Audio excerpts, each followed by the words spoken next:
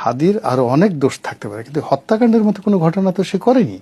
আপনি তাকে মেরে ফেললেন, আর এই বিচার আল্লাহ দুনিয়াতে করবে না, এটাই কি হয়? এটাই এখন বের হচ্ছে ন্যাচারালি। হাদির মৃত্যুর ফলে যারা পাপ করেছে, এই হত্যাকাণ্ড যারা ঘটেছে, তারা এই পাপটা হজম করতে পারছে না, প্রকৃতি এটা প্রকাশ করে দিচ্ছে।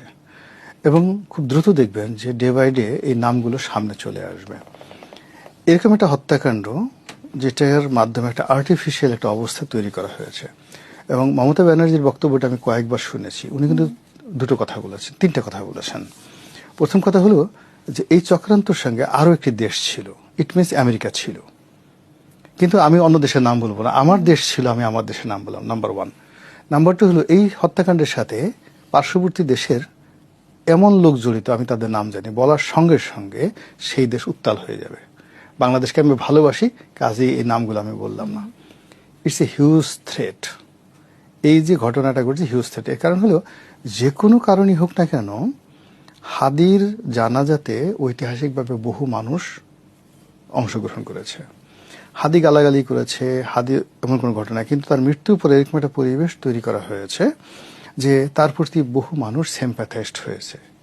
এটা 3 দিনের জন্য হোক, 4 দিনের জন্য হোক, এটা সত্য কথা। এখন সেই হাদির মৃত্যুর সঙ্গে, অর্থাৎ ধরুন শুটারকে টাকা দিয়েছে রাম, শুটারকে ভাড়া করেছে শাম, প্রমোট করেছে ধাম, এইরকম যে 10-12 জন লোক, এই যে বিভিন্ন দল থেকে যাদের নাম হাদির ভাই বলার চেষ্টা করছে, তাদের নামগুলো যদি সামনে চলে আসে, বিশ্বাস করেন আর একটা গণ অভ্যুত্থান, আর একটা গণরোষ শুধু অনিবার্য নয়। ওই লোকগুলোকে আমাদের এই যুবক সমাজ, তারা দেখবেন রাস্তায় ফেলে গলার উপর পাড়া দিয়ে তাদের জিহ্বা টান দিয়ে ছিঁড়ে ফেলবে। এই পরিস্থিতির সামনে আসছে।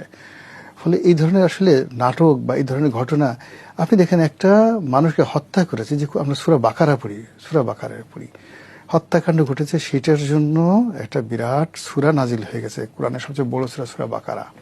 আপনি যখন একটা মানুষকে হত্যা করবেন, আল্লাহ বলেছেন যে সারা পৃথিবীর মানুষকে, সে যেন সারা পৃথিবীর মানুষকে হত্যা করলো।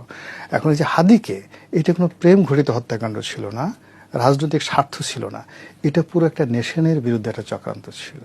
একটা রাজনৈতিক প্রক্রিয়ার মানে প্রতিষ্ঠা করার জন্য, একটা ডাইনেস্টি প্রতিষ্ঠা করার জন্য, কাউকে উচ্ছেদ করার জন্য, কাউকে শেষ করার জন্য, কেউ নিজেকে সম্রাট বানানোর জন্য এই একটা মাস্টার প্ল্যান ছিল। সেই মাস্টার প্ল্যানের প্রেক্ষিতে যখন একজন বান্দাকে, তাকে আপনি হাদির আরো অনেক দোষ থাকতে পারে, কিন্তু হত্যাকাণ্ডের মতো কোনো ঘটনা তো সে করেনি, আপনি তাকে মেরে ফেললেন, আর এই বিচার আল্লাহ দুনিয়াতে করবে না, এটাই কি হয়? এটাই এখন বের হচ্ছে ন্যাচারালি। প্রায় 17 বছরই গৃহপালিত বিরোধী দল ছিল। আর গৃহপালিত বিরোধী দলের মধ্যে আবার প্রতিযোগিতা হতো, কে কত গৃহপালিত হবে, মানে অনুগত গৃহপালিত হবে। এবং বর্তমান বিরোধী দলকেও কিন্তু স্বতন্ত্র প্রার্থী রুমিন ফারহানা ওরকমই ইঙ্গিত করেছেন। রাইট। কিন্তু এখন ওই আগে যে গৃহপালিত যারা ছিল, তো সেটাকে একটা নতুন, তখন তো এআই আসেনি, আর্টিফিশিয়াল ইন্টেলিজেন্স আসেনি, তো উইদাউট আর্টিফিশিয়াল ইন্টেলিজেন্সে ইনু সাহেব, তারপরে রাশেদ খান মেনন বা জাতীয় পার্টির যারা নেতৃবৃন্দ রয়েছেন, তারা যে দক্ষতা দেখিয়েছেন, তো এআই এর যুগে তো আসলে সেই পুরনো মানদাত্তার সেই জিনিসগুলো চলবে না।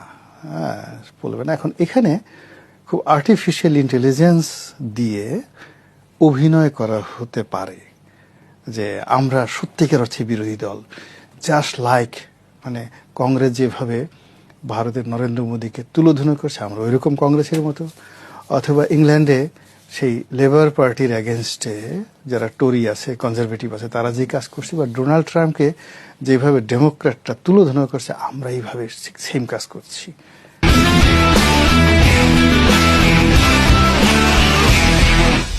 এটা হতে পারে। অথবা আমাদের সবাইকে বুড়ো আঙ্গুল দেখাতে পারে যে তোমরা বুঝো ঘোড়ার ডিম, খাও কসু, তোমার বুদ্ধি হবে কোত্থেকে। আমরা যে সে একদম লেটেস্ট মডেলের আর্টিফিশিয়াল ইন্টেলিজেন্স ব্যবহার করে তোমাদেরকে বেকুব বানাচ্ছি। আমরা যে সবাই মামু, ও মামু, আমি ভাগনা, আমরা মামু এবং আমরা ভাগনা, মামা ভাগনা যে কারবার সবাই মামা ভাগনা, যেখানে বিপদ নাই সেখানে, এটাও হতে পারে। এই কারণ হলো কি জানেন, এই যে 2014-তে এরকম একটা নির্বাচন হলো, আমি 2014 সনে I was one of the, যাকে বলে খুব প্রসপেক্টিভ ক্যান্ডিডেট ছিলাম। দলের সাথে আমার খুব একটা ভালো সম্পর্ক ছিল, শেখ হাসিনা পছন্দ করতেন। তা আমি এই মানে দেশে এটা একতরফা নির্বাচন হবে, আর কদিন পরে 3-4 মাস পরে আরেকটা নির্বাচন হবে, আমার নিজের বৈধ ইনকাম এটা নির্বাচন করতে যদি 50 লাখ টাকা খরচ যায়, 3 মাস পরে শেখ হাসিনা বলছে আরেকটা নির্বাচন হবে, দরকার নেই, এই নির্বাচনে আমি অংশগ্রহণ করলাম না। ফলে এই যে ধরা পড়ে গেলাম, ধরা খেলাম, এরপর থেকে নির্বাচন হয় না, পুরো 5 বছর চলে গেল। তাহলে দেখেন আমাদের মতো যারা লোকজন আছে 2014 সনে এরকম একটা নির্বাচন হতে পারে, না পাস আমরা কেউ কল্পনা করতে পারিনি। আর ওই নির্বাচন 5 বছর চলতে পারে তাও আমরা ভাবতে পারিনি। আবার 2018 সনে একটা ইলেকশন হলো, আমি তো বিএনপির প্রার্থী, আমি তো তখন ধরেই নিয়েছি বিএনপি জয়লাভ করবে। তারপরে বিএনপি জয়লাভ করলে আমি বিএনপির খুব বিপদের সময় বিএনপিতে যোগদান করেছি, আমি তো একটা বড় মন্ত্রী হব, এখন মন্ত্রী হয়ে আমি কোন কোন মন্ত্রণালয়ে নেব, আমি যখন যে চিন্তা করছি নির্বাচনের মাঠে গিয়ে দেখি যে ওরে বাবা রে বাবা, আমার জান নিয়ে টানাটানি, আমি ঘর থেকে বেরোতে পারিনি। আল্লাহকে বলছি, আল্লাহ কুত্তা ভিক্ষা লাগবে না, কুত্তা সামলাও, আল্লাহ তুমি আমাকে এখান থেকে রক্ষা করো, আর জীবনে আমি কোনোদিন রাজনীতির নাম নেব না। এরকম জীবনটা জার করে ফেললো। তো গেল 18। আবার এই যে 24-এ যে নির্বাচনটা হলো, এটা কি যেন আমি এবং দামি নির্বাচন। তো এই আমি দামি নির্বাচনের পরে আবার দেখেন আমি এবং মামু, আমরা এবং মামুদের নির্বাচন। আলটিমেটলি কিন্তু ডে বাই ডে পরিস্থিতি খারাপ থেকে খারাপের দিকে যাচ্ছে, আর পাবলিক ডে বাই ডে শুধু বেকুব হয়েই যাচ্ছে, বুঝতেই পারছে না। ঘটনা ঘটার পরে আমরা চিন্তা করি কিভাবে এটা ঘটলো। এখন যারা ঘটিয়েছে, এই যেমন ইউনুসের লোকজন তারা বলতেছে আমি ওটা ছিলাম না, আমি ওটা ছিলাম, ও ছিল, ওটা ছিল। আবার এখন এই নির্বাচনের সময় জামাত বলছে বিএনপি এখানে নির্বাচন ম্যানিপুলেশন করছে, বিএনপি বলছে জামাত ম্যানিপুলেশন করে, তারা তো 78টা পাওয়ার কথা না, তারা ভাবে 8টা, তো বাকি যে 70টা তারা ম্যানিপুলেশন করে পেয়েছে।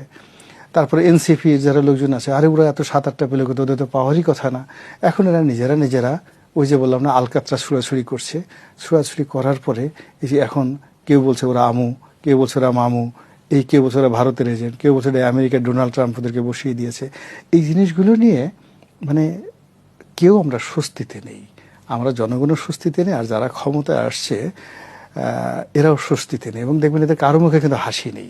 এর কারণ হলো কি জানেন, ধরুন আপনার হাতে একটা তলোয়ার আছে বা খুব পাওয়ার আছে, তো আপনি মাথায় একটা পচা দুর্গন্ধযুক্ত লাশ নিলেন, দুর্গন্ধ, কিন্তু আপনি আমাদের সবাইকে বাধ্য করে বললেন যে তোমরা বলো আমার মাথায় একটা স্বর্ণ মুকুট আছে, এবং তোমরা সবাই সেই আম্বর এবং মেশকের গন্ধ পাচ্ছ। আমরা পিস্তলের ভয়ে বললাম, কিন্তু দুর্গন্ধটা আপনি পাচ্ছেন। ফলে এই নির্বাচনটা আসলে কেমন হয়েছে, কিংবা ডক্টর মোহাম্মদ ইউনূস কিভাবে ক্ষমতায় এসেছিলেন, কিভাবে ক্ষমতায় ছিলেন, এটা আমাদের চেয়ে তারা ভালো জানেন। আর ভালো জানার কারণে আপনি দেখবেন তাদের কারোর মধ্যে যে, যেটাকে ইংরেজিতে একটা কথা আছে যে perfection and performance related enjoyment, ইংরেজির কথা। আপনি যখন একটা কাজ করবেন, কাজ করতে গিয়ে কাজের একটা আনন্দ আপনার মধ্যে চলে আসবে। এই যে কৃষক ফসল কাটে, ওর ভিতরে আপনি গিয়ে দেখবেন যে একটা আনন্দ আছে। এখন যারা কাজ করছে এদের কাজের কারোর মধ্যে কোনো আনন্দ নেই, নিরানন্দ। যখনই সেখানে নিরানন্দ, তখন এখানে 2 নম্বর 3 নম্বর থেকে 14 নম্বর কি যে হয়েছে একমাত্র আল্লাহ যেদিন প্রকাশ করে দিবেন, এর আগ পর্যন্ত আমরা এখন পর্যন্ত বলতে পারছি না।